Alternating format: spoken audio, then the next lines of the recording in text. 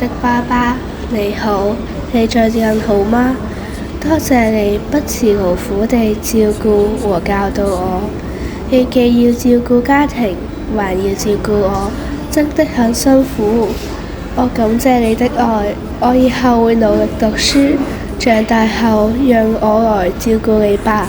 祝身體健康。接觸到騎着單車的我倆，懷緊貼背的擁抱，難離難捨，想抱緊些，茫茫人生好像荒野。親愛的爸爸，我想寫信告訴你，我多謝你。每天早上你上午6點起床，因為你星期1至6也要工作。爸爸，我知道你有時很辛苦，因為你做了很多工作。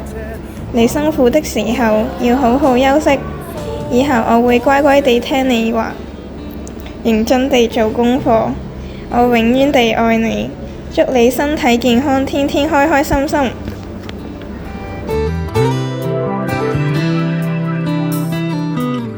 經已給我怎會看不到？雖說演你角色實在有難度。 Father, thanks. You help me for my study, then have a good rest. Thank you, Daddy. 想我怎去相信這一套？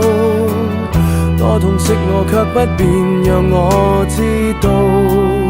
懷念單車給抱，難離難捨，想抱緊些。你是天使，你就會教我控制自己和冷靜情緒。哪怕遙遙長路多斜，你愛我愛多些，讓我他朝走得堅壯些。你介意？親愛的爸爸，感謝你悉心的照顧和教導，令我在考試時能拿到好成績。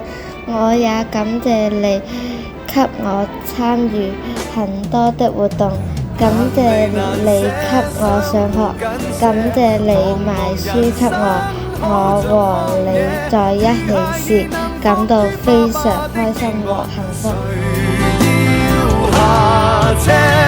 難離難捨，總有一些常情如此不可推卸，任世間怨我壞，可知我只得你。